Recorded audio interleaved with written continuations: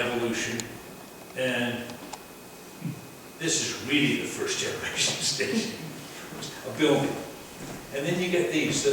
Most railroads were really good at coming up with a temporary station. And it was usually an old railroad car, either a boxcar or passenger car. You can't really tell here, but the roofs were wood shingle. Asphalt shingles hadn't been invented yet. Metal roofs were eaten by the high acidity and the coal smoke. So wood was the normal roof, and wood is flammable. And you have these fire belching. So stations tend to burn down almost as much as solid. You all set, Phil? Yes, we're running. Okay. Now here's the line we're going to talk about. Here's Rutland. Clarendon's right here, East Clarendon's here. This is the line, last time I talked about down here. This is the line down at Bellows Falls. This was part of a bigger system coming from Boston up through Canada and out to the Great Lakes. In the grand scheme of things. Rutland, scenic downtown Rutland. Here's the station. The railroad yards over here. Trolley cars down the street. And there's a park in front of the station, as there should be. Phil. What's it, one and done? I think so.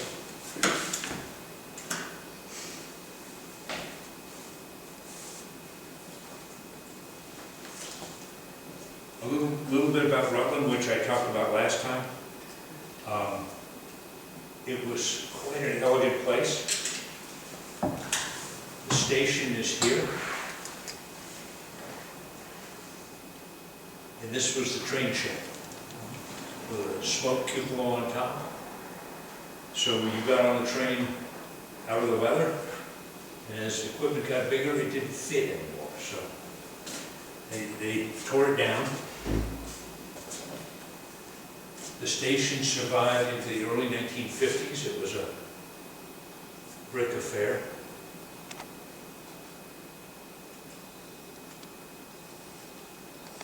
I keep wanting to push this around the hands. To me, this just looked like these were probably taken towards the end, nobody around. It just looks like a big cavernous space. Not very welcoming, but better than any airport you go in now. The newsstand. I think someone actually looked at these magazines and figured out a date. It's after the war, I can't tell you when. And the schedule of trains there, which they chalked up. Lunch counter.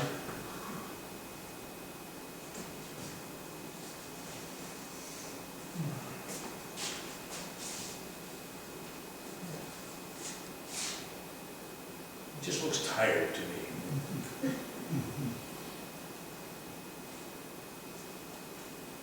How many years was it used? Well, yeah, about 100. And across the tracks, this was the main machine shop and the main shop area for the railroad.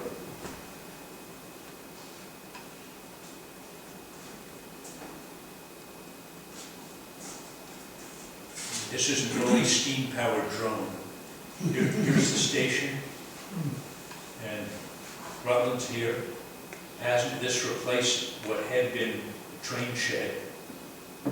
Passenger trains here, and the shops and everything over here. And Vermont Railway now wishes they had this yard back. It's all parking lot for the shopping center. And they don't have enough space to do what they would like to do. This is the switch engine crew.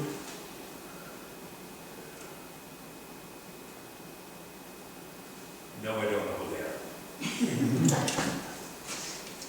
And unfortunately, the railroad's been gone long enough. Anybody that did is no longer around.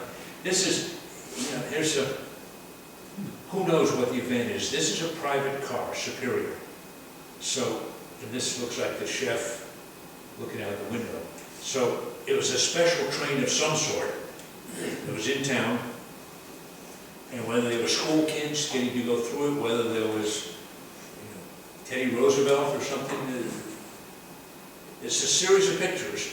And we know by the name on the car, Superior was a private car. But there's anyone who wants a PhD subject for that. Here's the back of the thing. These kids look like they're lining up to go in.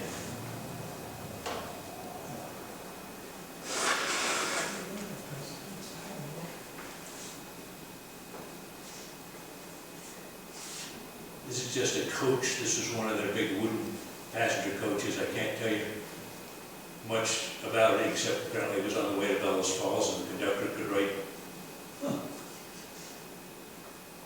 with a piece of chalk. There's the a Boston-bound passenger train. Why is it Boston-bound? Because that's a Boston main car right there. Stations behind it. This, I think, was Swift Packing Company.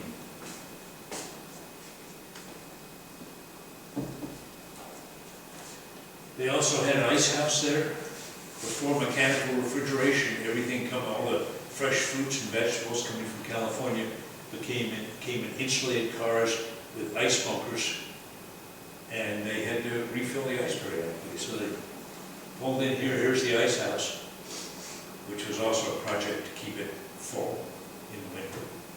And then they would bring lots of ice down, open the ice hatches and dump them in.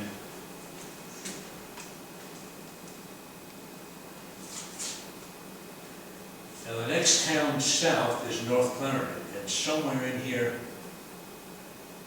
that looks like some cars over here. I can't tell you where the station is.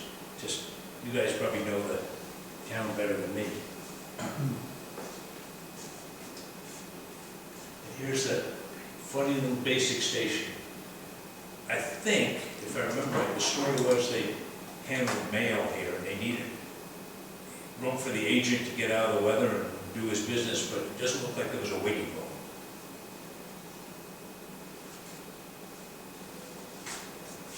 Bill, is that thing on the left is our standard semaphore, or is that just the left? No, this is a mail crane, early mail crane.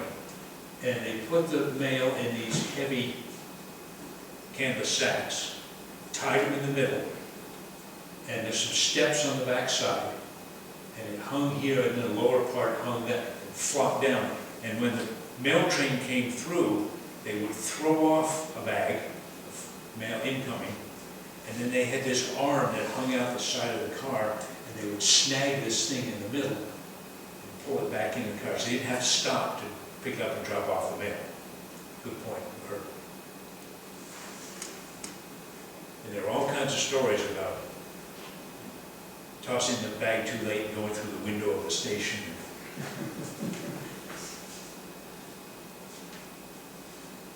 Again, there's the original station. It's right here.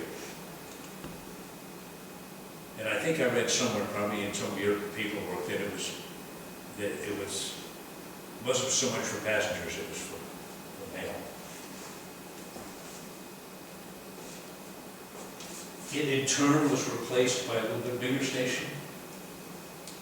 A lot of the early stations, the agent lived on the second floor. So an extra perk, you didn't have much of a commute. And this one looks like it's big enough to somebody could live up there. Another picture of it. Already looking tired. There's the agent. And somehow we know that's Charlie Rose. Charlie Rose.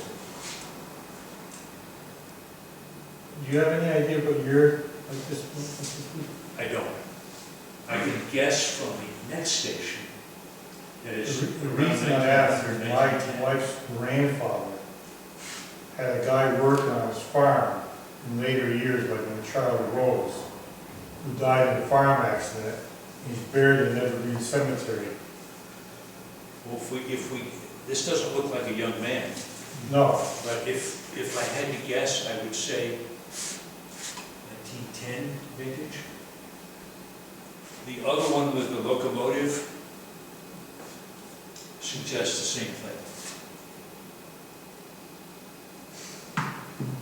I guess that's the family. and he was a younger man, must be. Maybe one of those is Charlie. Hey, Bill, Yeah, could you go back to that so I could take a picture of that, please? It's kind of important. that one or before? That one right there. Okay. I don't work well under pressure, here we go.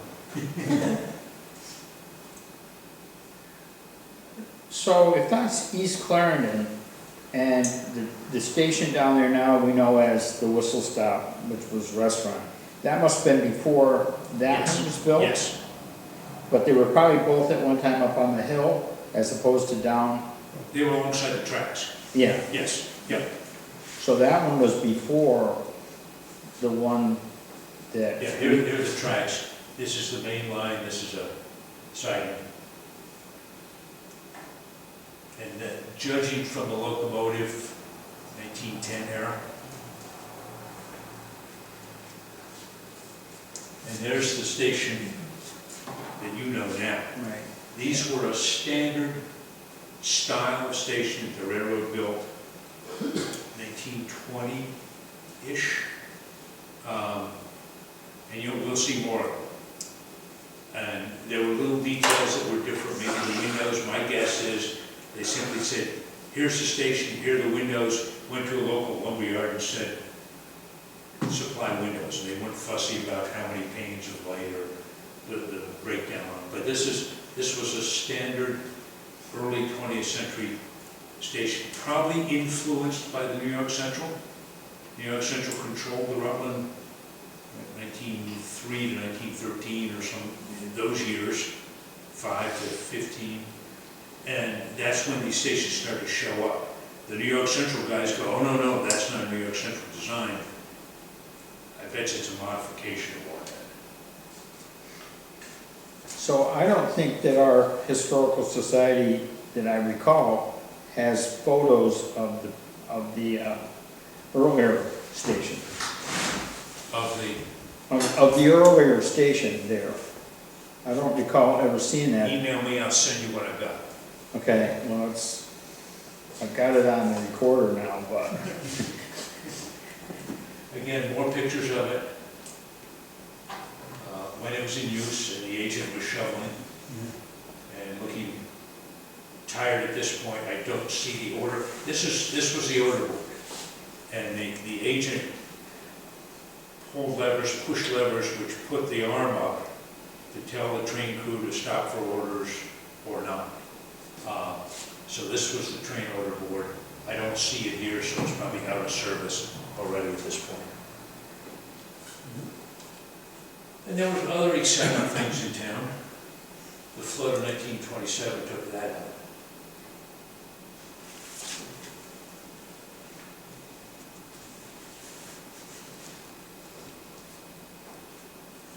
Next down the line is Cuttingsville. Cuttingsville was an early brick station. I've not seen another one like it. My guess is towns wanted a nice station because this was how they presented themselves. And there are plenty of newspaper articles, and there's some from Clarendon demanding a better station or demanding the railroad fix something up. So whether somebody in Cuttingsville had a brick kiln or just slipped them some money and said build a nicer station, I don't know. But it's pretty plain, it's pretty basic. It's got the round top windows. Reminds me of New Haven Junction Station. But otherwise there's nothing fancy about it. Chimney needs work. Do we know where that was located? Cuttingsville? Yeah, other than Cuttingsville. yeah, I could tell you where it was. If you cross the bridge Right, and take, to left, and take a sharp left, yeah, and then you take that road, you'll still go across the tracks at that Right. point. So it looks like that road that's crossing the tracks Right. is the road that comes out of Cuttingsville. If you're headed toward Ludlow and you take your immediate left, right, on Town Building. I was wondering if there was a on Town I Building. think they sell Christmas trees right up the street there too. Another picture of Cuttingsville looking a little, when there are a lot of people around the stations do, they look interesting, when the rest of the time they look kind of forlorn. Or, Bill, how come there's no order board in these photos? well, there was in the last one. Now, good question. North Dorset had theirs across the track, Yeah. but I don't even see anything over here. There's a whole west side of the light pole. Yeah, There's that little one there. it doesn't look like it's prominent enough for the engineer to actually see it. So, Bill, Oh, brought to question, what exactly for us, I don't know, what is the order board? There's the order board right there. Okay, Which your so, question was, it's probably out of service and gone. And the agent would work a lever, which would move these arms, okay, and that would tell the train to stop for orders. really? He must be able to see that from quite a ways away in order to stop that station. Well, he was probably expecting every state. Unlike the bigger roads that had signals, Rutland didn't have signals. You went station to station, and what you're trying to avoid is an accident. So if you have from here to East Clarendon a clear track, here's your order, you're clear to go.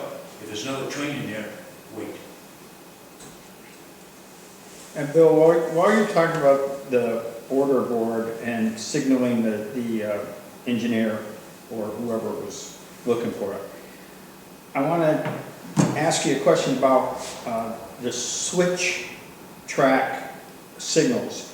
They used to have something that would maybe burn on kerosene or something to light it up. Yep. One side would be green, the other one red. Yep. And I don't think I've ever heard talk of that in the railroad thing, but I'm curious about how often they had to refuel those and keep them lit, and, you know, who... Railroads in their day were highly labor intensive. So I have a feeling the section crew, or maybe here if it was a station, the agent's job was to keep it full of kerosene and to light it at dusk. And that would be true of a switch that might be some distance from the station as well, right? That's what I'm saying, the section crew might have had to do that. Okay.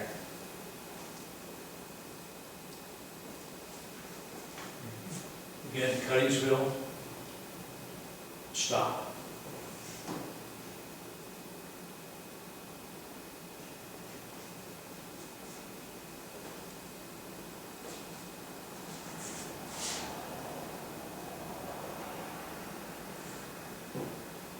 Cuttingsville, it looks like an early order board of some sort here.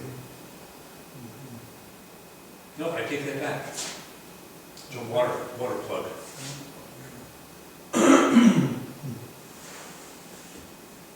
Steam engines use, besides fuel, wood and then coal, a lot of water to make steam. And when they were smaller, it seemed like almost every station had a tank of some sort or a spring up the road, up the hill that fed it. And then as they got bigger, locomotives, bigger tenders, more capacity, they consolidated into fewer stops. That sidetrack to the right is still there. Every so often the railroad parks a piece of maintenance of the equipment on it. Oh, really?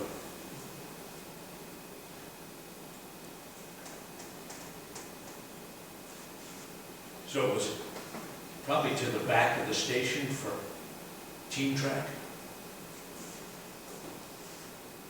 They still have team tracks And Teams tracks are a public track that dates from the days of horses and wagons.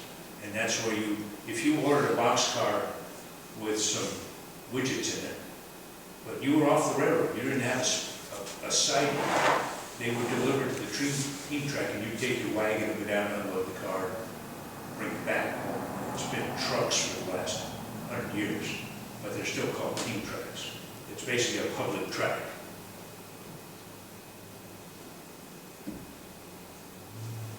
East Wallingford now. It's another of the typical stations, the standard stations. And here was the road came right through here. And it was dangerous. The road was, at this point, the road was here, but they've already pulled the crossing out.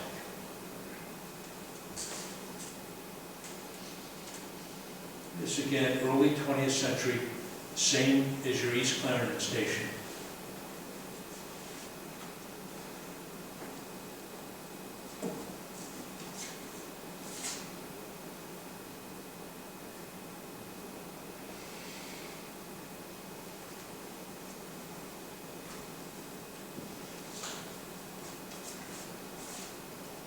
This was a milk station.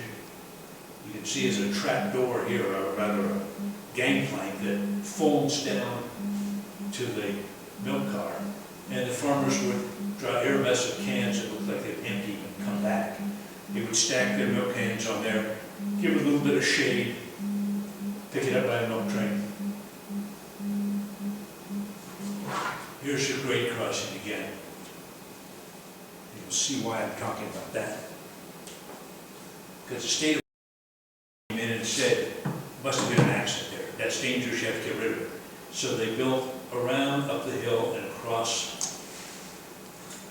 There's the station down there. They came up and across. And I remember that bridge in the, let's say in the 60s. It was narrow, it was right angle turns. And finally they said, that bridge is dangerous, put a grade crossing in. So now there's a grade crossing. State told them to take it out. There's the bridge up there. As I remember, it was probably at least no more than 1.5 lanes. So you had to plan what you were doing.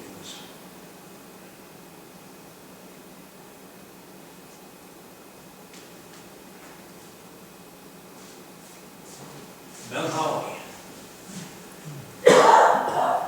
There's the station. Little settlement of Mount Holly. Hey, Bill, between Mount Holly and East Wallingford, there's a railroad station along the road that somebody's been living in. Can you relate to what have you ever seen that? I've heard about it, but I haven't seen it. And I was wondering, was that dragged up from East Wallingford I think it was the East Wallingford station. or pulled down from Mount Holly? I was just curious about I that. think it was East Wallingford. Okay. Because I've heard about it, I've not seen it. It's right along the road, so if you're traveling there, you can't I miss can't it. believe I didn't see it. Well, I don't keep my eyes on the road, so. Most people do. Here's the end of the station here. An early railroad crossing sign.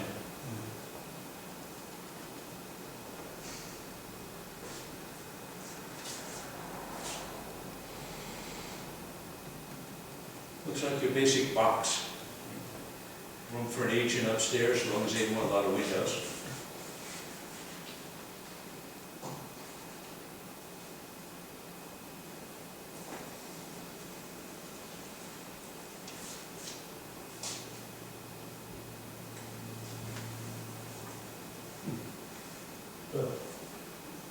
Was there a time before order boards were common? I'm wondering why this one doesn't have the order board. I've seen some funny little ones that were post and like lights, marker, I don't know what you call it, like a cross thing with some lights in it. But no, I don't see it either. And maybe at that point, they simply stopped at every station. There's something hanging out here. Maybe you hung a red lamp down. There's a white post there on the right. It looks like the railroad I crossing. think that's the crossing sign, yes. So that would probably be what we know as the Belmont Road or Russellville Road going the other way to Shrewsbury, crossing 103. I mean, that's where this would be located, right? Mm-hmm. So you're looking west there? That road is probably still there. Might be looking north, with Russellville Road runs east and west, up to, into Shrewsbury and up to Dartmouth. But the way 103 turns, you could be looking. Summit was the top of the hill, obviously. And its importance was they used to use a helper engine coming out of Bellows Falls. And they'd cut the helper off, turn it on the Y, and head back down the hill. That's interesting because right off 103, just south of Mount Holly, is the Summit Road, it's a horseshoe road. It comes out at the top of the hill before you drop down where the old Harry's Cafe used to be. It's the south end of that Summit Summit Road. Road. And the north end comes out the flats. Well, And it would cross the tracks. this was a, I'm gonna guess 1890s station. I haven't seen a picture of what was there earlier. I may have one somewhere. I didn't put this together. My friend Laz put it together. But this roof always struck me funny. We'll come back to that. But there's the order board. It was top of the hill. The weather up there could be different.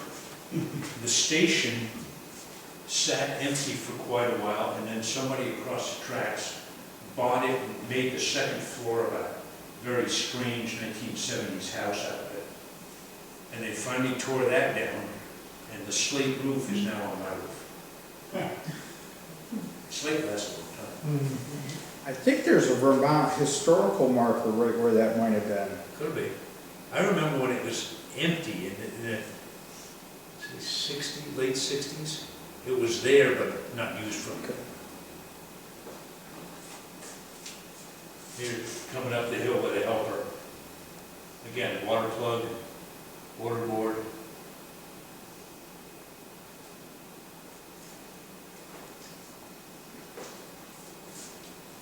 Well, this looks like it's fairly new, wooden platform. Obviously, had a few people come up, but look, the edge of the roof isn't cut off. And I think what happened is equipment got bigger, and they said, we got to do something here, so they cut about 8 inches of the roof off and said, there, we're done. And no, I don't know the dog's name.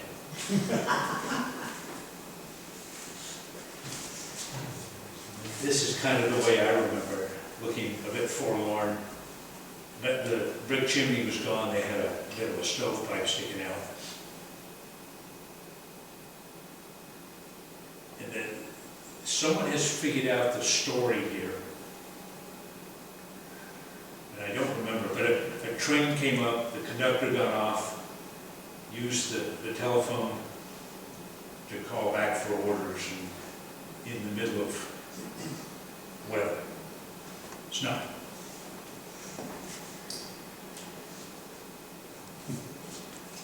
Now here's Healdville when they had a temporary ancient car stuck in as a, looks like a boxcar used as a freight house and a combine used as a passenger station. Now the town was probably pretty unhappy about that, so it didn't take them long to replace it with another one of our typical early 20th century stations. Now, I understand the convenience of the stations. It's kind of like we have the argument, say, for local schools. Yep. But if you had a train leaving Mount Holly or Summit or Heel, you know, it's not getting up to speed before it's having to slow down again for the next station. Yep. There's only Healdville's at the bottom of the hill from Summit. You know, Healdville's right down where the old Harry's Cafe is. Hillville Road, you make a right and go out to Hillville. You know, there's not a whole lot of distance between these Don't stations. forget, if they had the mail contract, they had to deliver the mail, they had to pick up mail. Well, I understand that, you know, but that was just thrown off and picked up the train and stopped. What I'm saying is, if the train had a stop, if there's a, it's not getting up speed, you know. And it all depended on, well, a lot of. The orders. Well, how much business there was, Right. and whether they needed to get orders to the train crew in that frequency. But there are cases in Manchester where I live. The Equinox Hotel wanted a station convenient to the hotel. So as late as the 1950s, there's a little tiny piece of land at the bottom of Union Street called Station Plot.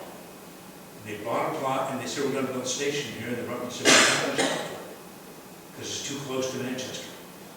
And there was another station in Barnumville. Barnumville at one point was quite important as a charcoal shipping port. They had a post office. There was another village within Manchester.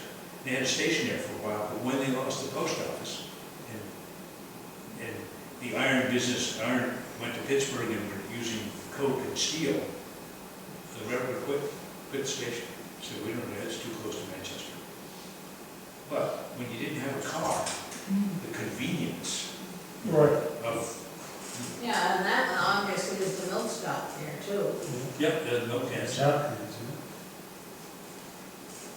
But I'm just thinking, you know, you talk about this train, the amount of weight, the amount of, you know, get going, and then you barely get up and get going, and you gotta stop at the next, you know. You know, you stop at the, where the bus stop is, and then Cunningsville. And Cunningsville, you know, East Swan, you know, it just, Well, you'll find out, it's like you went down the road with fixing. well, the more important trains didn't make all those stops. The Green Mountain Flyer from Boston to Montreal and Mount Royal, the overnight train, they didn't stop at all those places. That's probably, that's true. So I think it was the locals, the milk, the mail, Yeah, and okay, convenience. okay, that makes sense.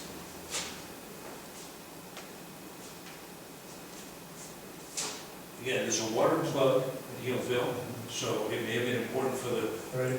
the railroad to, and looks like an old boxcar used for something, maybe the freight house. These guys are, who knows what. Bill, how did the water plugs operate? Were they pressurized? Were they pumped from the train? No, they were, there's probably a tank or a cistern up the hill, so you had a gravity feed. Some of them you'll see they had a tank right there. And the fireman swung it over, opened the hatch on the tanker, swung it over, and then released it. Otherwise he was gonna get wet in the process, which they did anyway. But, so somewhere here in, you know, there's a chain or something that opens a valve and lets the water out. Thanks. I'm guessing that's the section crew. Section crews, the railroad was divided into sections. And the crew was, and they had their little, I think there's a picture in here of a section house, where they kept the hand car, the motor car, and their tools. And they were responsible for that 5 or 10 miles of track. And they would go out and fix stuff. Yeah, here, why I'm asking is because my father worked section crew. Okay.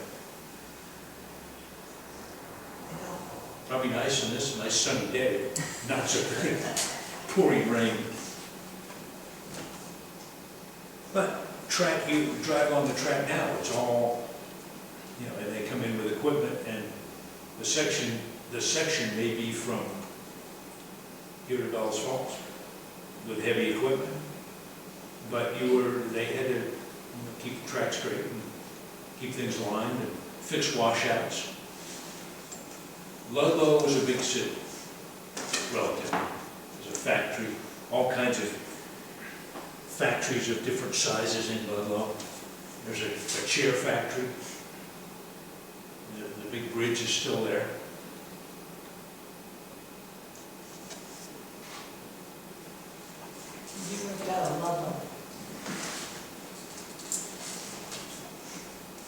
bridge is over here, there's a chair factory. I don't know what this one is. Maybe that's chair factory. Of course, it might have been chair factory this week and something else next week. Yeah. This was a big coal facility over here. Somebody's coal business. The station. And I can't tell. That looks like water. Yeah, there's water right there. Well, is the current station just the first floor of that, or is it a whole new building? No, we'll get to that. This was the early Ludlow station. The agent lived on the second floor. And the agent got cut short, I think in 1917 or thereabouts. Started his breakfast, came down at 10 with the train, caught the top of the station on fire. So they simply removed the top floor, put a roof on it, and said you can live somewhere else. Now what's interesting, this is a load of, see all the Christmas trees on this flat car? There's a load of Christmas trees. This is the back of the station with its arches, and this is the restored Virgin station, which is probably what Ludlow looked like. Same, an early station, first generation station. And there's what's there now.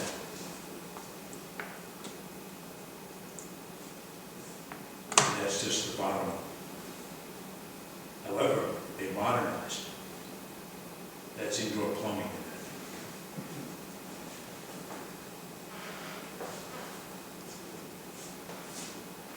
Just a bridge. People are fascinated by it. Come up from the city and take pictures of scenic things.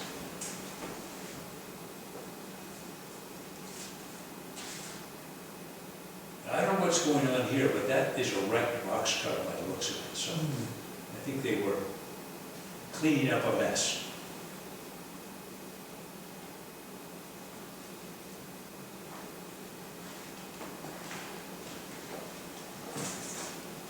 Proctorsville had or may still have some interesting old small-scale factories.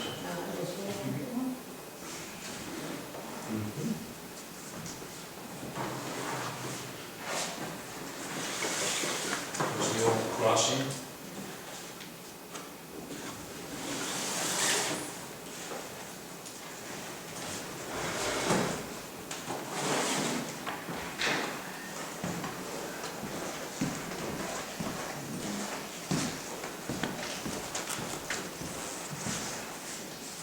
Now, as a quick aside, this is North Clarendon, also Central Mont called it Everett's. Take a look at that station for a section.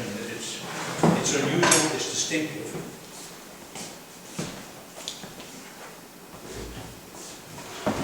Shelburne Station, the same deal. Middlebury's the same one. The Central Vermont leased the Rutland Railroad from, I think, 1873 to 1893. So they built a lot of stations standing on both railroads. So here's Proctorsville. Now, this is an early Proctorsville. Notice the same cupola as on the other stations, and then two smaller. This station, again, didn't survive. My guess is it burned. It was an early station. And we can tell the location because of this stone building across the way. It shows up in lots of pictures. It didn't change, the station did. It's a bank. Looks substantial enough to be a bank.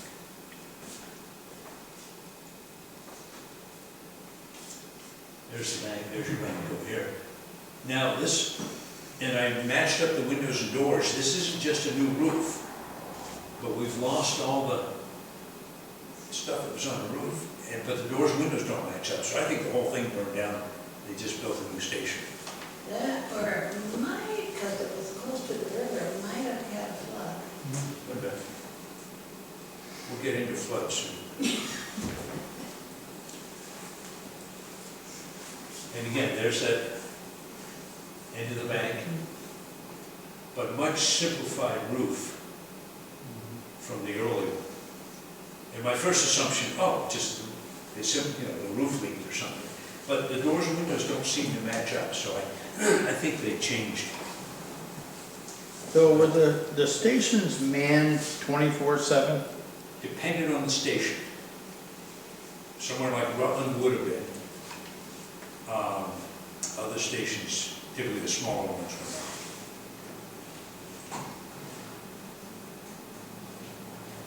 were not. Now this is, a hand-colored and not very well postcard. And we're always trying to figure out what color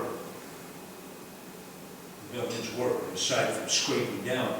But into about 1920 or so, the colors of the station was called goldenrod and black.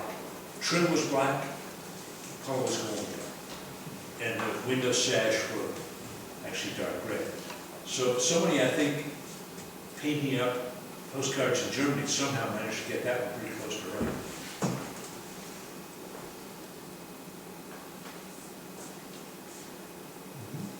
Now, they apparently had a mishap. Here's the hulk of an engine going back to Rutland to get repaired.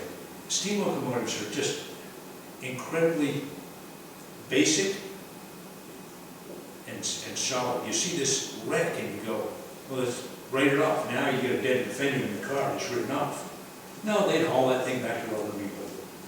Not a problem.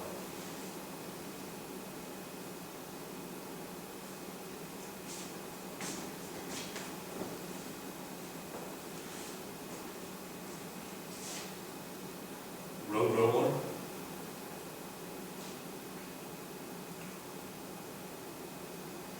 Looks like they couldn't get enough draft on their stove, so they stuck a metal pipe up.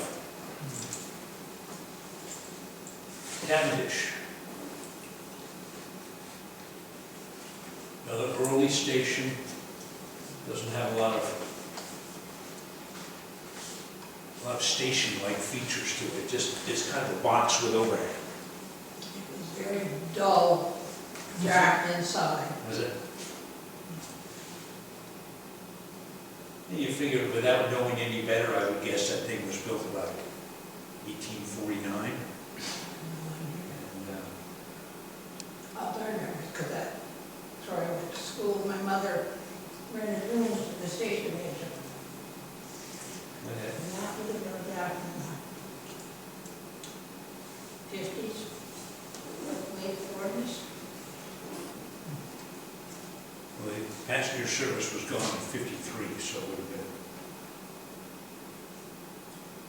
That had a busy day here. Railroad made some money off this one. Now, was there a fair in Bellows Falls or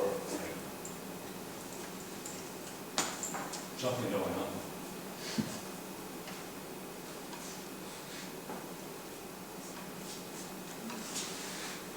Gassets. There was a big cut at Gassets. Lots of postcards of this cut at Gassets.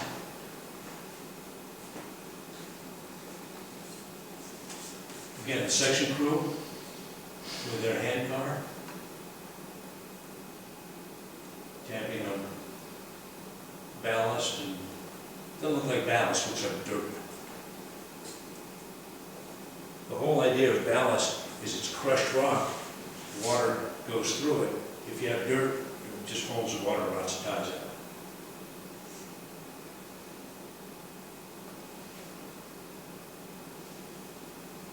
If you wonder about travel back then, there's not enough water in this stream to float a boat.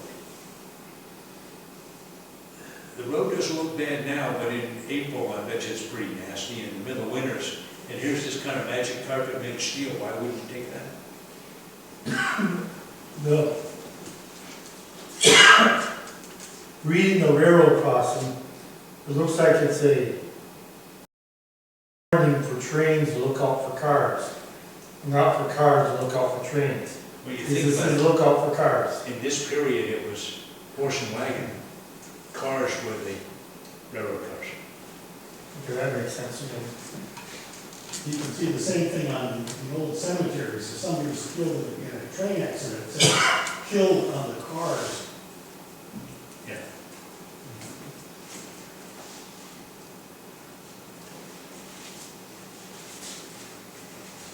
Now here's Gassett's, and again, that fancy, and if that looks vaguely familiar, go up to Shelburne Farms. William Seward Webb is president of the railroad. And it looks like he had his architect. In fact, Shelburne Station was an old station. Webb built his estate there, and he was embarrassed to have his friends come to this ratty old station. So he had the railroad get rid of the station.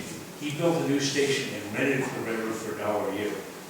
And then he had his architect design more stations like Gassett's that look like Shelburne Farms.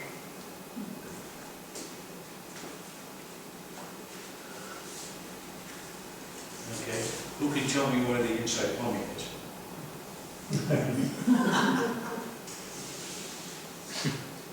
The agent obviously liked to keep his car on cover.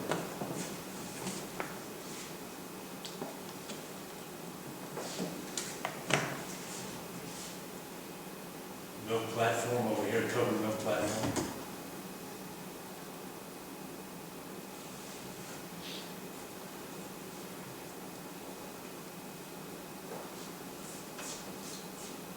Freight house here, water tank.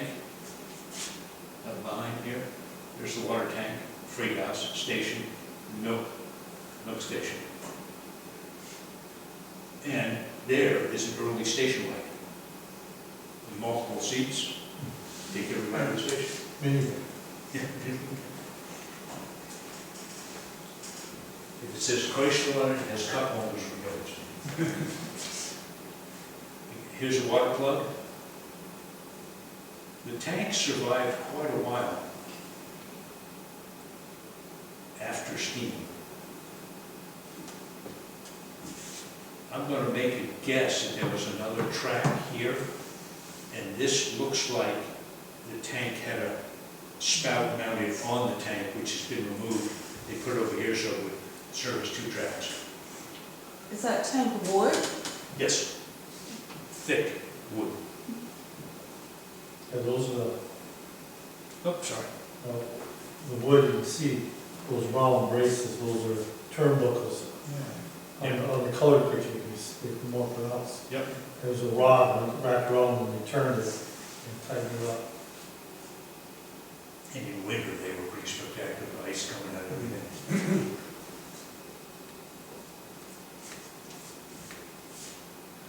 Train time in Gassett's. Looks like 2 mail cars, maybe 2 mail cars, or 1 mail and 1 mail baggage. Baggage car. And who knows what else. A bunch of ancient stuff. Looks like around 1900.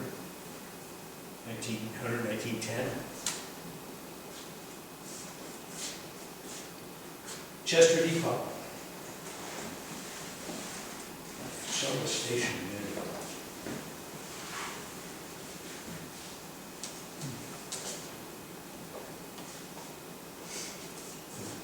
There's the station over here. That was a standard Central Vermont station, 1870s vintage. Believe it or not, that's the 3rd station in Chester. They kept burning them down. And I forget, 1873 or something like that.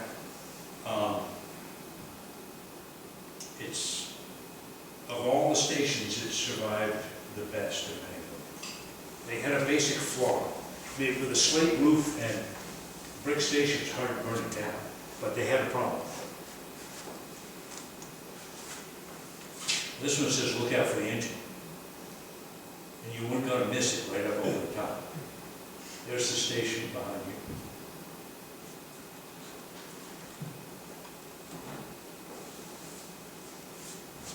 station's here, that store's still there, town offices are still there. There's the milk platform. And here's the grade crossing sign across the top.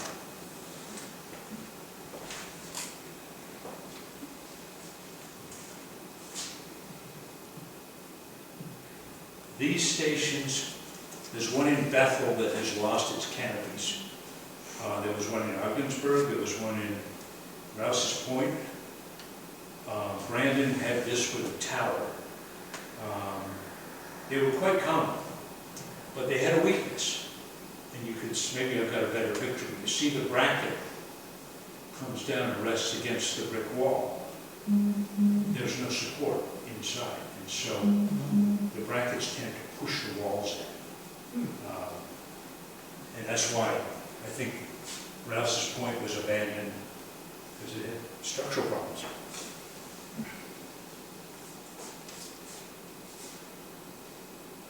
Freight station over here, passenger station, and again, these are very common style. I've got another program that my friend Laz and I did on just these stations on the central line on Rutland.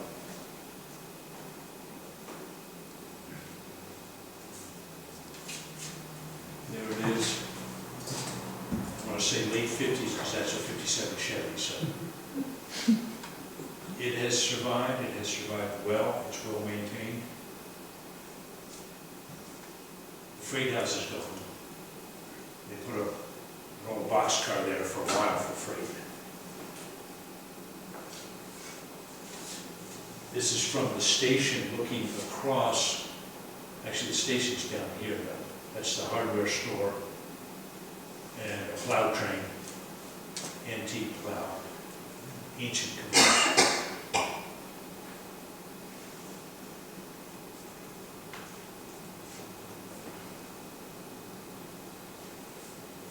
There's a section house, section number 99.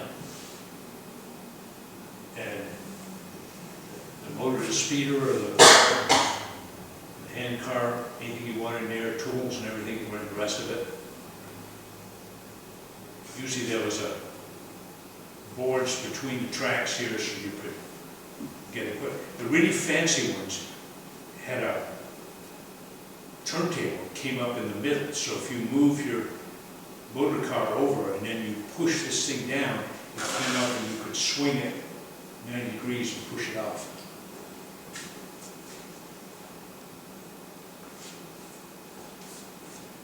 There's Chester Station. There's the store that's still there. Town offices over here. The boxcar that replaced the freight station.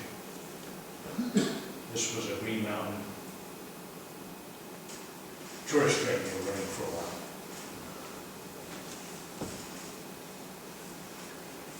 Now, what was the first station there? We've got two odd station pictures that came via the Chester Historical Society.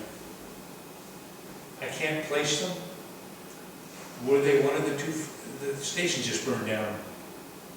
I mean, if you think it was, the railroad came through in 1849, and by 1873 they were on their third station. I think one of them lasted a year. So is this the first station, perhaps? Any one of those people could have told you, but they're not talking. So it says Chester, Vermont Depot, or Vermont Historical Center. So you get these mysteries you don't know. There's another one that says Chester Depot. Totally different station. Was that a second one that was built? The way the tracks are, everything doesn't make sense to me, but somebody. It's an older locomotive. Oh, yeah. And that whole clipped gable is an older style, so I just, these are the mysteries we play with and have fun. Huh? Free groceries in town, anyways, quick.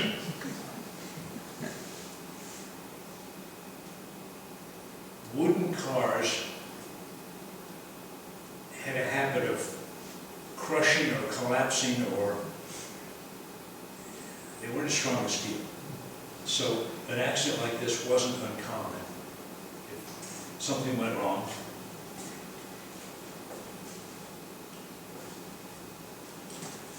Bartonsville, everybody knows Bartonsville because of the covered bridge.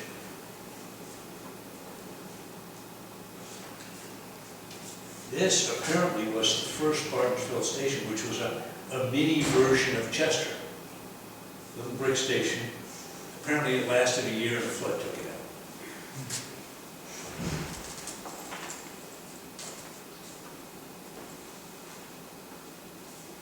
There's the covered bridge. The station was back here. The covered bridge was there until what, last year, 2 years ago, and a flood took it. And the town said, not a problem, we're insured, so they built the road. Put it back.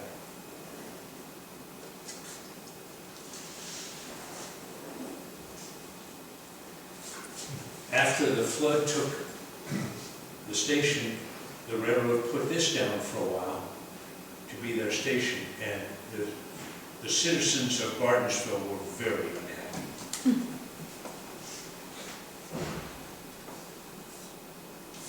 So they got a new station.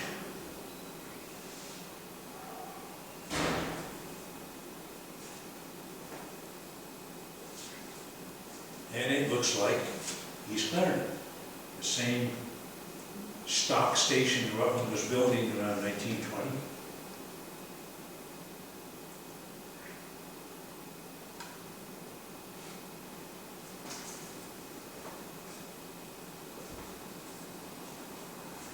Brockway's Mills. The train really doesn't stop there anymore. I guess there were some mills. Must have been enough of a business to, I mean, I think that's just simply a house. And somebody said, the railroad, you built the railroad next to us, we'll be the agent. We'll take the mail, put the mail out. Maybe it became the post office. Anybody wants to buy a ticket, that would have been a Flagstaff.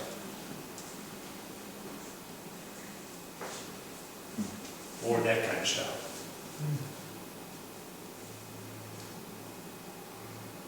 This is, from the equipment, this is, I don't know, I guess 1860s, it's ancient.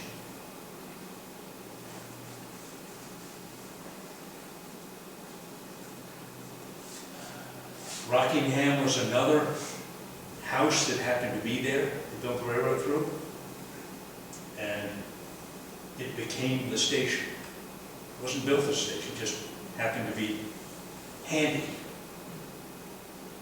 There's no platform, there's no train order, it just, that was a place the railroad could do its business, and you could do business with the railroad. As we come down Connecticut River's here, Steamtown was out here in the 1960s, 70s. I worked there in the summer of '68. And then Scranton, Pennsylvania dangled a lot of money in their face and said, why don't you move to Scranton? And you go down to Scranton, it's still a junkyard.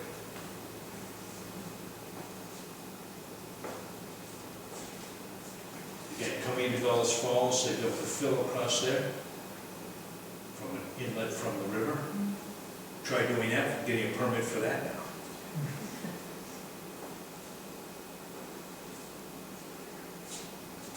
Coming around to Bellows Falls.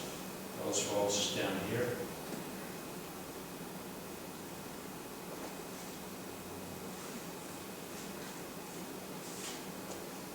Now this is the track that has come down from Rutland. This is the Boston Main on the river. This was the Rutland's Roundhouse. This is the power canal now.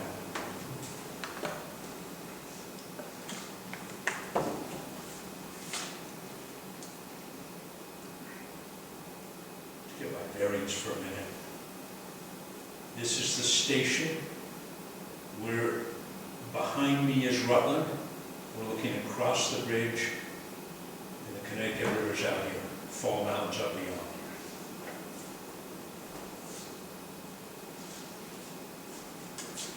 Now, this is kind of looking back. This was the Rutland's roundhouse. This was the Boston, Maine. This is the combined station. That roundhouse did not survive because it was too small. Engines got bigger. They tore it down. They built I think it was brick. They built a wooden one. Now, here's the old brick Rutland roundhouse. This is going back up the river. There's the joint station. This were the Rutland yards. This is the arch bridge now, stone arch bridge going across the river. This is, I think it's a steel bridge, but I think it's closed now. And you wonder, why are there two engine houses here? This is the Boston, Maine, now going down to Boston. Well, it's nothing, it's a rail trail now. You went to Boston. Well, these were two different railroads. This line went north. This was the Cheshire, which went down to Fitchburg in Boston. I think this was the Sullivan, and across the river over here was a third roundhouse, was the Vermont Valley. So there were three railroads, besides the Rutland. Here's the Rutland roundhouse. There were four roundhouses, or engine houses, four railroads coming into Bellows Falls in different directions.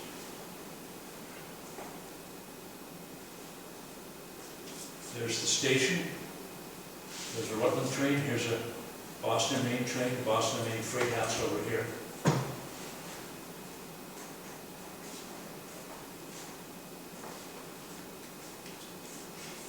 Again, the station, the Railway Express building. This funny little building here was the car house for the Saxons River Railroad.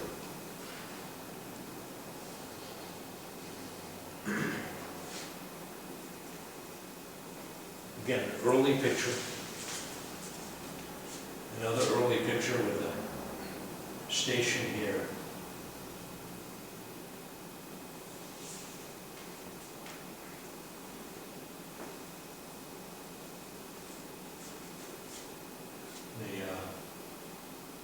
Back of the Rutland, this is the newer roundhouse.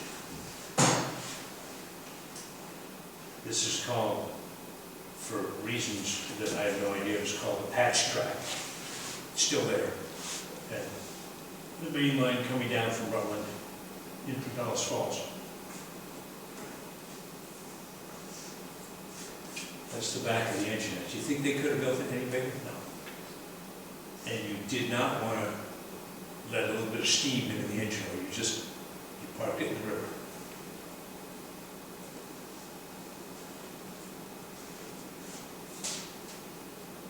This was called the gauntlet track. The switch points were on this side of the track, the bridge, and the frog was way over here, so you decided which way you wanted to go before you went into the bridge. And when you got to the other side, you had made your commitment. Back in the engine house.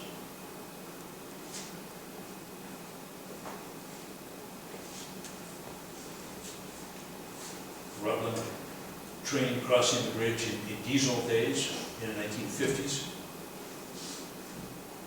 The edge of the engine house, there's the arch bridge. I don't know who remembers the arch bridge that they condemned it, said it's unsafe, and the crew doing demolition took I don't know how many blasts of dynamite to try to get it down, wouldn't come down.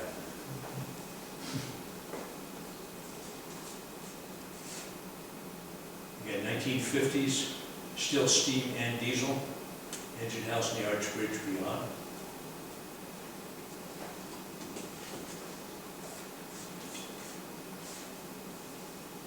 The engine house.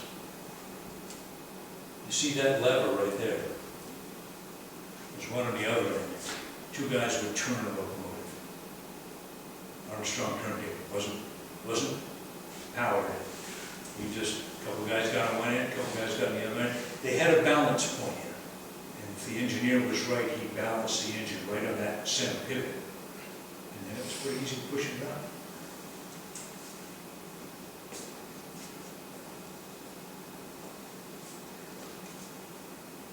That was the Bellows Falls switcher.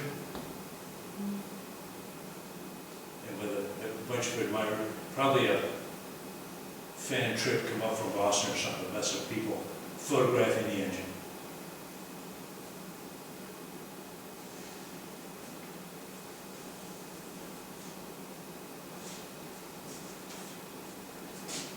There's the water plug, the fireman up there with his foot holding it in place. And this mechanism here is the lever to open the, this is the cinder car. You dump the cinders out of the ash bin and shovel them into the car by hand.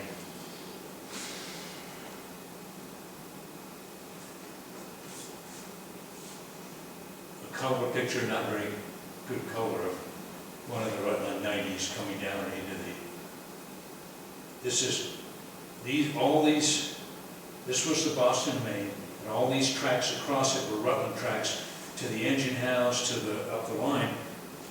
Boston Main, he had priority. So just to put an engine away, you had to call up, get clearance to cross the Boston Main to put the engine away.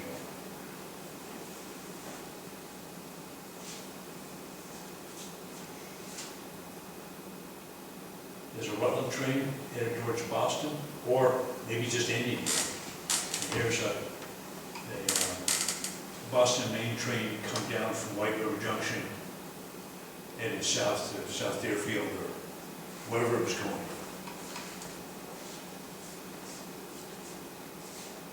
This again got a later roof, and whether the first one burned off, I don't know. But at this point, it was 2 stories, now it's 1 story. Here's the U.S. Mail, Bellows Falls to Alstead, New Hampshire.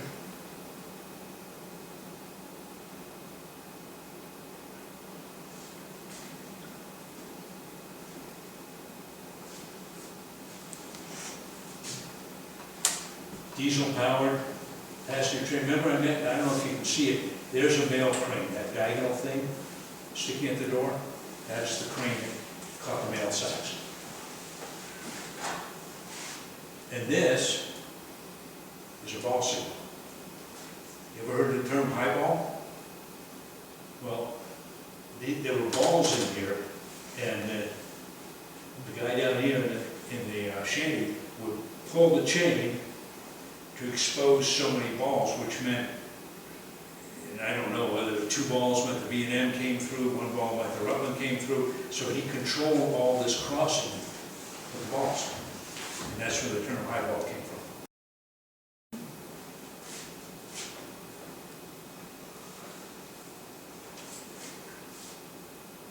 Fall Mountain in the background, there's the Rutland yards, some milk cars here, I think.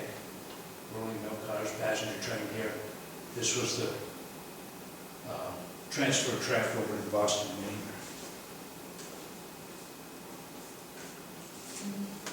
The building, the thing behind it is the coal tower, no longer needed for that diesel. There's the coal tower down there.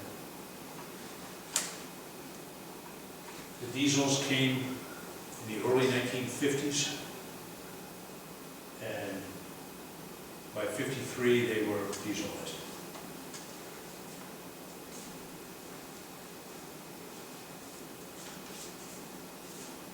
The last view looking down, here's the newer Rutland engine house, here's the Boston Main crossing, White River Junction's up that way.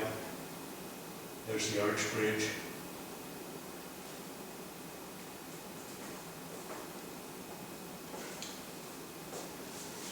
This is what replaced the 2 engine houses across the river. Green Mountain Railroad now uses it as their headquarters. It's the Boston Main Roundhouse, turntable, and assorted junk that the Green Mountain fixes up or has, or whatever they're doing with it. They had a habit when the water was high of shoving loaded cars, now these happen to be empty because the doors are, onto the bridges, try to hold the bridges in place. And they're famous for putting gondolas full of coal or anything on a bridge to try to keep it in place. And you see the water's right up there.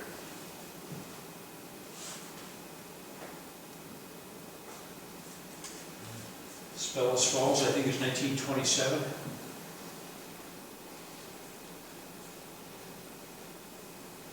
The arch bridge in the background, the coal tower here, water tank out there.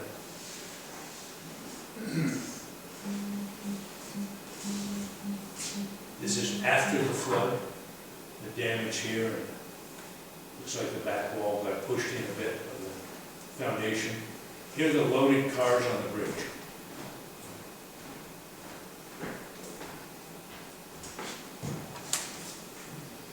We got some repair work to do. Bill, how did they load those coal towers? There was an endless chain pulley thing with buckets on the back. So they pull a car at an upper level, usually open one. They weren't very big. They were big, but they essentially weren't very big either. You open one hopper, flow down, probably had a gasoline engine running to work the coal up. Now, it's still there. Danby's, in Danby is the Crosby's coal shed. They were an international harvester deal. And what they did is they backed up the international harvester tractor, put a flat belt on, they ran the flat belt that powered it.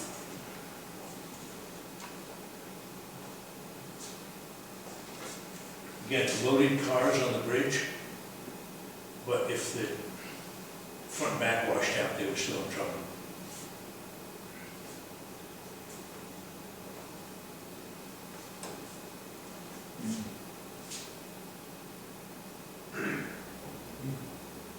To your point, you're in trouble.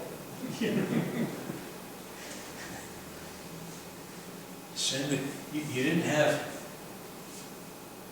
all the heavy equipment we have now, so all the guys are shovels. Yeah. Now, the island in Bellows Falls had all kinds of interesting businesses. This was U.S. separator. I assume that was a cream separator, milk. Pretty fancy landscaping out front.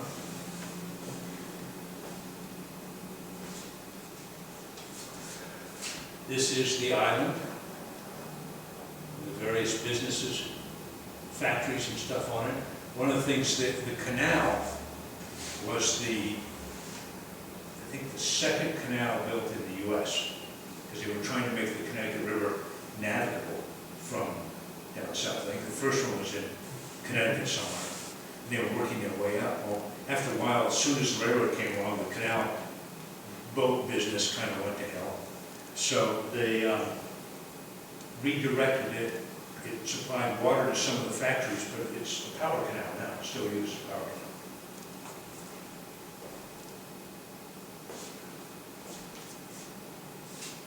Vermont Farm Machine Shop, Bellows Falls.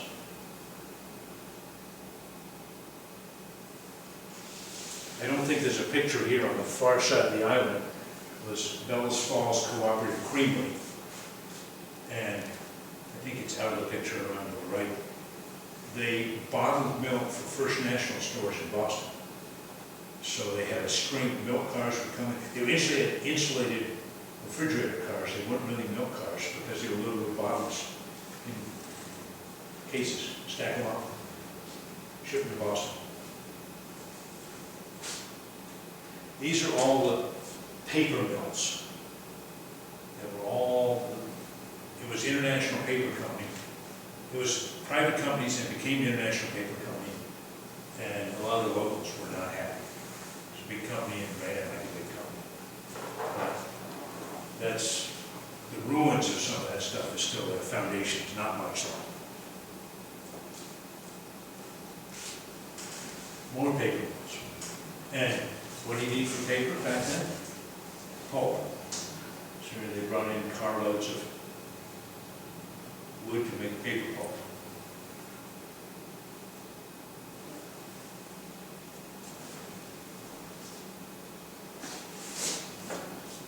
There's the Stone Arch Bridge, which is still there, still in use. And this is now, I believe it's a steel bridge.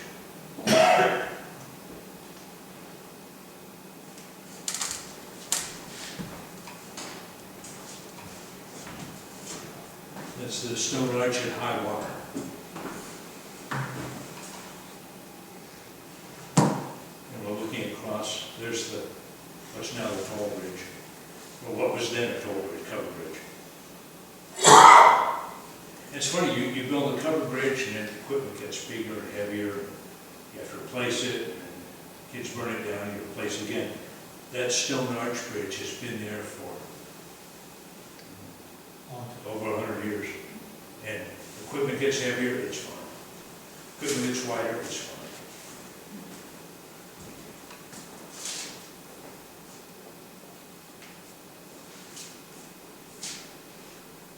This again, these are milk cars over here, the Boston and Maine milk cars, to be headed for Boston.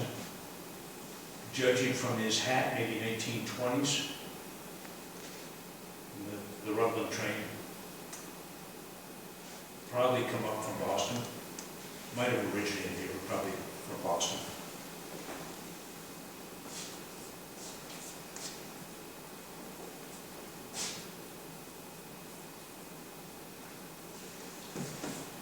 That's a recreation, and that's a Rutland Railroad Historical Society convention. And I was looking to see if I was in it, but I don't see it. I was probably already on the train. These were some old wooden cars that the Green Mountain Railroad ran for years. They restored them really quite nicely. But they finally got rid of them. They said, you know, this equipment is well over 100 years old, wooden. We think the stuff going on down, we don't want to run it.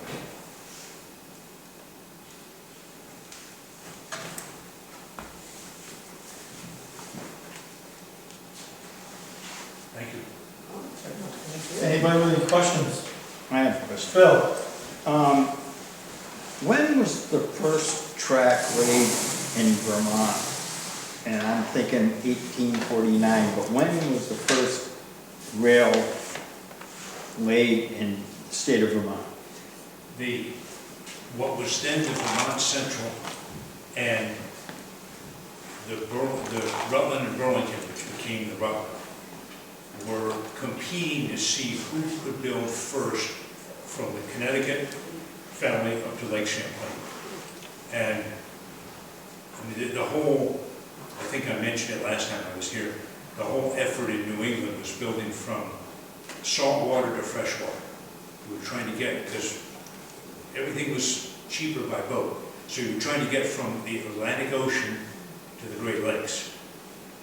And Lake Champlain was in the way, so they played around with boats on that for a while. I'm going to say the first one was I think the Vermont Central.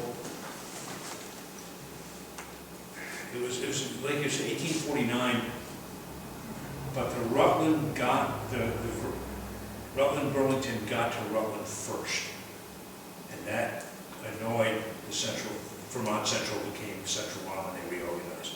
That annoyed them no end. So they said, heck with it, we're not going to Rutland. So they went to Essex Junction and kept going north.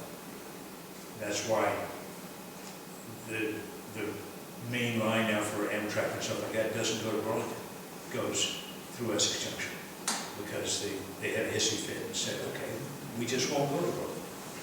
But I believe the first track in Vermont was Vermont Central building up through Roxbury and towards Montpelier Junction. They also didn't build the Montpelier, the state capital, because J. Gregory Smith owned land in Northfield, and he wanted his land to be worth more, so they went through Northfield.